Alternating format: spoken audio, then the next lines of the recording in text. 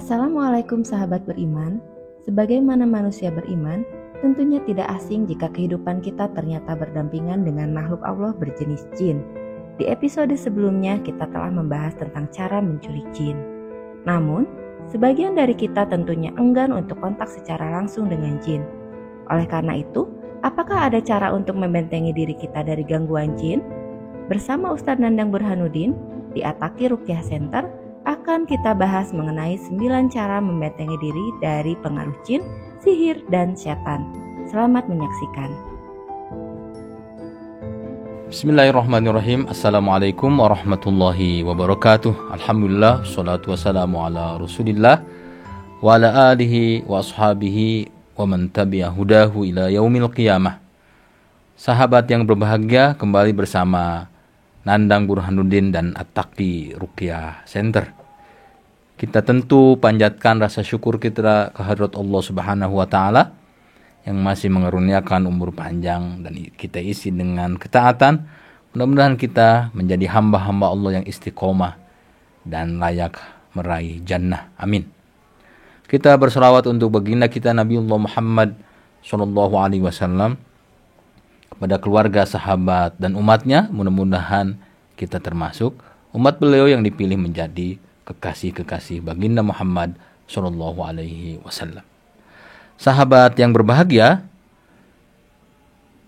berbagai pembahasan sudah saya sampaikan dan tentu saya menyarankan share, like, komen, subscribe channel YouTube At-Taqi Ruqyah Center ini karena akan ada manfaat ilmu, manfaat pengalaman yang bisa dijalankan, dipraktekkan sendiri atau dijadikan ilmu untuk menerapi bila ada tetangga, saudara atau keluarga yang terkena gangguan guna-guna sihir, pengaruh jin dan lain sebagainya.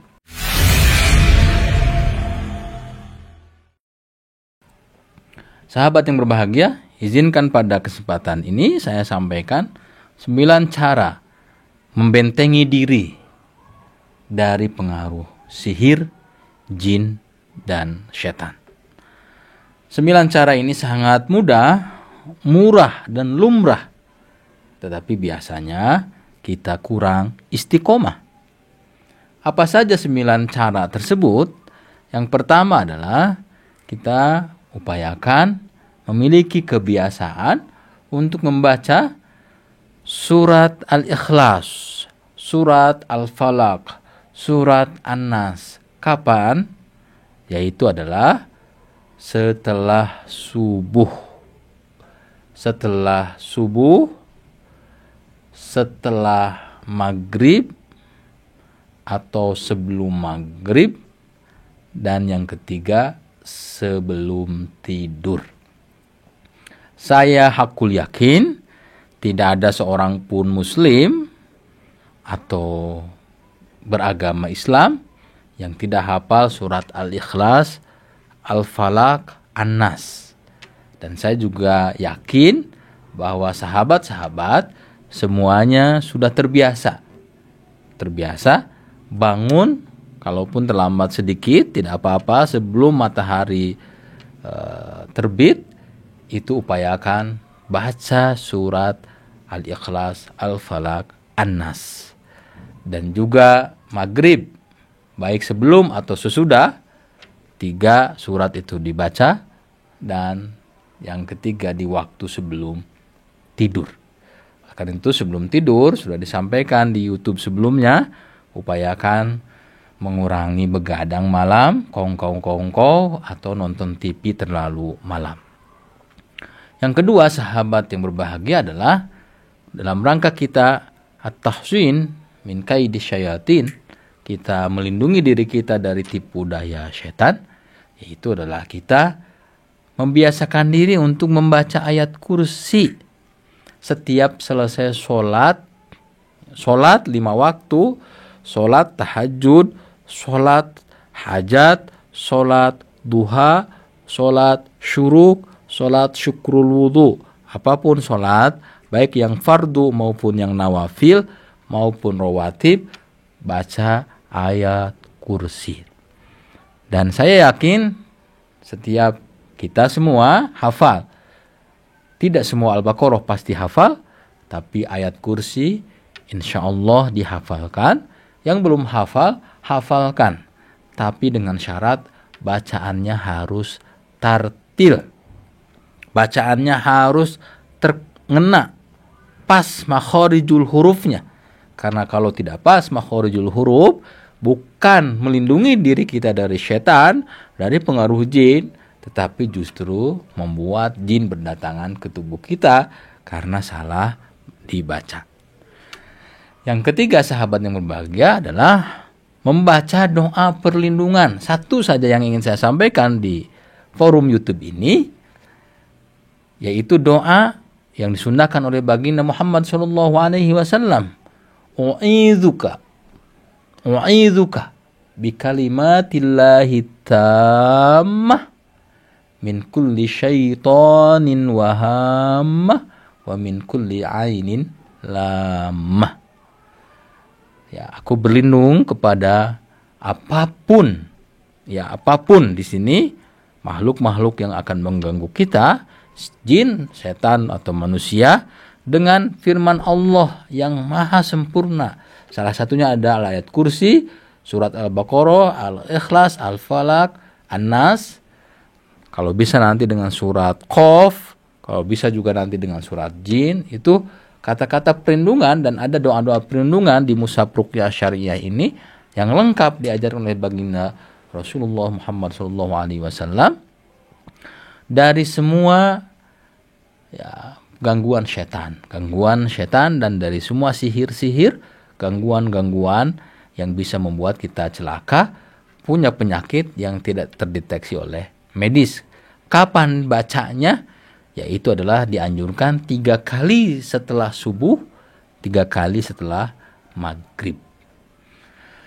Yang keempat adalah membaca basmalah pada 5 waktu. Ini bismillah, jangan lupa. Pada 5 aktivitas. Pertama, sebelum makan. Ini biasanya kita nih kalau pas lapar atau pas melihat makanan yang kita hobi, itu main hantam, main santap, lupa baca bismillah. Plus dengan doa tertentu. Tentu kalau doa makan, Allahumma barik lana. Allahumma barik lana. Minimal Allahumma barik lana. Ya, bismillah Allahumma barik lana. Bismillah Allahumma barik lana. Minimal itu. Kemudian sebelum membuka pakaian, datang dari kantor, datang dari perjalanan, datang dari olahraga, datang dari sepedahan, jangan lupa bismillah. Buka kancing, bismillah. Minimal. Kemudian masuk toilet. Sebelum kaki melangkah, bismillah. Baca doa khusus masuk toilet. Allahumma inni a'udzubika minal khubuthi wal khabaithi. Kaki kiri masuk dulu, baca doa tadi, tapi diawali sebelumnya dengan bismillah. Sebelum jima, berhubungan suami istri, jangan main hantam langsung. Makanya dianjurkan ada pemanasan, dan salah satu unsur pemanasan adalah supaya tidak ikut campur dari makhluk Allah yang lain yang tidak bertanggung jawab, baca bismillah dan doa khusus berjima. Kenapa? Kalau lupa baca bismillah, nanti akan lahir anak yang a'waj.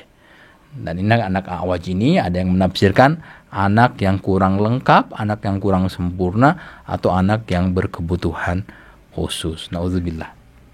Kemudian jangan lupa ya, doa-doa tertentunya dihafalkan, dan ini insya Allah sudah jamak diketahui secara umum. Yang kelima adalah tidak punya patung atau foto-foto hidup, karena akan menjadi tempat bersemayam setan, iblis, jin. Alhamdulillah rumah saya sudah dibersihkan. Saya tidak berdebat soal masalah hukum foto atau hukum memajang foto, hukum patung dan lain sebagainya. Ini ada kajian khusus dan sudah ada dalil yang juga pernah disampaikan di YouTube ini.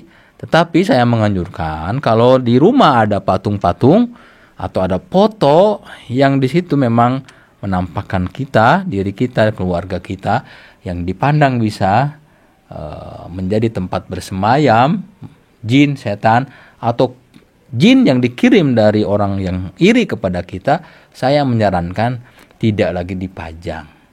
Ganti dengan ayat kursi, ganti dengan kaligrafi, insya Allah lebih estetis dan insya Allah lebih selamat. Yang keenam, dan ini juga penting, adalah zikrullah. Semua kita pasti mengalami emosi yang meluap-meluap. Semua kita pasti punya, mohon maaf ini, alam bawah sadar, tergantung kebiasaan kita. Kalau orang biasa tilawah, biasa zikir, maka alam bawah sadarnya akan mendukung lafaznya, mulutnya akan melafalkan lafzul jalalah ketika marah, ketika apapun. Dan ini penting untuk mengontrol emosi. Bukan hanya marah saja, tapi ketika kita juga bersedih, cicilan tidak lunas-lunas, debt collector datang, anak sakit, duit tidak ada, istri uring-uringan, mertua marah-marah, zikrullah. Zikrullah ini sangat penting. Subhanaka inni kuntu minadz zalimin. Subhanaka inni kuntu minadz zalimin. Subhanaka inni kuntu minadz zalimin. Ini zikir yang paling ringkas, dan ini insya Allah akan mengantarkan kita kepada jalan solusi. Kemudian juga selain sedih, ketika kita takut masuk ke tempat-tempat sempit, tempat-tempat gelap, kuburan, ya. Misalkan saya pernah masuk ke piramid Mesir, ya, ke bawahnya, ke dalam perut piramid itu, dan memang di situ sangat menyeramkan. Atau kalau di Semarang ke Pintu Seribu, atau kalau di mana itu di Sumatera Barat ada Lubang Jepang, kalau di Bandung nanti ada bekas benteng Jepang. Itu tidak dihuni, dan biasanya memang dihuni oleh makhluk-makhluk Allah yang lain. Maka kita jangan lupa untuk zikrullah. Kemudian yang ketujuh adalah jangan lupa menyebut nama Allah, asma Allah ketika kita menuangkan air. Bismillahirrahmanirrahim. Masak air, bismillahirrahmanirrahim, atau melempar sesuatu ke air. Apalagi bagi sahabat-sahabat yang ada kolam atau memelihara akuarium, kolam, baik kolam besar ataupun kecil, atau kolam renang di rumah. Dan ini biasanya menjadi media para penyihir untuk menitipkan sihirnya, buhul-buhul sihirnya ke media air. Dan saya pernah meruqyah seorang ibu yang sering gatal setiap jam 2 subuh, jam 3 subuh gatal. Digaruk pakai koin, digaruk pakai sampai pisau, ya. Digaruk begini. Dan setelah saya datangi, ternyata saya lihat memang ada kolam ikan di dalam rumahnya itu, ruang tamunya ada kolam yang airnya itu gemericik gitu, ya. Dan ternyata ikan-ikan itu dijadikan media bagi tukang sihir, ahli sihir untuk menitipkan sihirnya. Oleh karena itu kalau kita nanti ngasih makan ikan, bukan saya melarang punya kolam, silahkan, nggak ada masalah. Bahkan kalau kita punya galon di rumah, itu juga baca bismillah, masak air baca bismillah, atau ngasih makan ke ikan baca bismillah. Jadi akuarium kita sering ngasih makan baca bismillah, itu insya Allah akan melindungi kita dari pengaruh sihir. Kemudian yang kedelapan, meninggalkan semua maksiat. Dan ini gampang diteorikan, tetapi memang harus kita tinggalkan, karena maksiat itu ternyata menambah kelemahan diri kita. Maka setiap kita keluar rumah, baca doa, Bismillahi tawakkaltu 'alallah, la hawla wala quwata illa billah. Jadi kita penuhi diri kita dengan tawakal kepada Allah, karena semua daya dan kekuatan hanya dengan kekuatan Allah. Dan ini, doa ini berfungsi untuk menambah imunitas kita, agar pandangan kita terjaga, tangan kita tidak jahil, hati kita dibimbing oleh Allah Subhanahu wa ta'ala. Yang kesembilan, sahabat yang berbahagia, mohon maaf bagi saudara-saudara, teman-teman, sahabat-sahabat yang kebetulan memiliki jimat, memiliki ayat yang dirajah, disimpan di pintu masuk, pakai daun bawang, ya, pakai bawang merah, bawang putih, pakai padi-padian, pakai jagung atau apapun, atau jimat yang dimasukkan ke dalam tubuh melalui jampi-jampi yang tidak disyariatkan, atau berupa, mohon maaf, perempuan itu suka pakai susuk, atau misalkan jimat yang ditanam di titik-titik tertentu.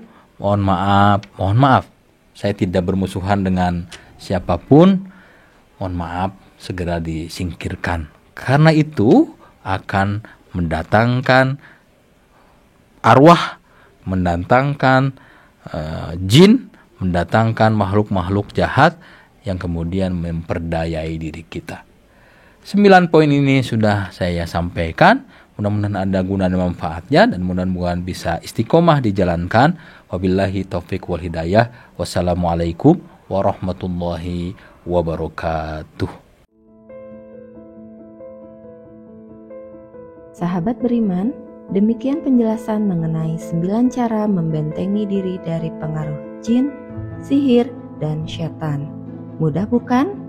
Semoga kita semua senantiasa istiqomah dan selalu dilindungi oleh Allah Subhanahu wa Ta'ala. Sahabat beriman, ikuti terus channel ini. Jangan lupa untuk terus membagikan konten ini supaya konten ini dapat bermanfaat. Wassalamualaikum warahmatullahi wabarakatuh.